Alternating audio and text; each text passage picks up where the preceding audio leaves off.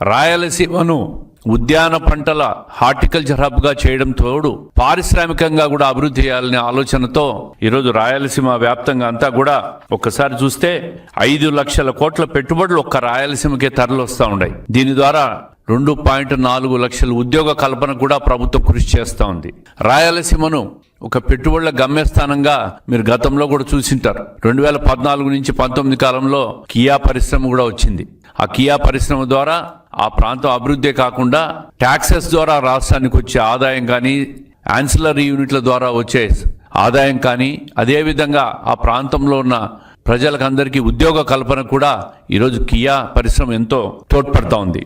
అదే కాకుండా వెనకబడిన రాయలసీమ ప్రాంతంలో కరువు అనేదే మాట లేకుండా, కరువు అనేదే చర్చ లేకుండా ఈరోజు ఉద్యాన పంటలన్నీ కూడా బ్రహ్మాండంగా పంటలు పండి రైతులంతా సంతోషంగా ఉన్న పరిస్థితిని కూడా చూస్తున్నాం. ప్రతి నియోజకవర్గానికి ఒక పారిశ్రామిక పార్కు, ప్రతి జిల్లాలో ఒక పారిశ్రామిక పార్కు, ఎంఎస్ఎంఈ యూనిట్లన్నీ కూడా ప్రతి నియోజకవర్గానికి ఒకటి తీసుకొచ్చి ఎంఎస్ఎంఈ యూనిట్ల ప్రోత్సాహానికి కూడా కేంద్ర ప్రభుత్వ సహకారంతో ఈరోజు ఆంధ్రప్రదేశ్ రాష్ట్రం ముందుకు పోతా ఉంది. ఒకవైపు ఓరకల్లు, రెండో వైపు కొప్పర్తి యూనిట్లు కూడా ఈరోజు 5,000 కోట్లతో కేంద్ర ప్రభుత్వం పారిశ్రామిక అభివృద్ధికి కేంద్ర ప్రభుత్వం మనకందరికీ కూడా ఈ రాష్ట్రానికి అందించిందని చెప్పి ప్రజలకు తెలియజేస్తూ ఉన్నాం. దీని ద్వారా దాదాపు 25,000 కోట్ల పెట్టుబడులన్నీ కూడా ఈ ఓరకల్లు కొప్పర్తి ఇండస్ట్రియల్ హబ్కు రాబోతూ ఉన్నాయి.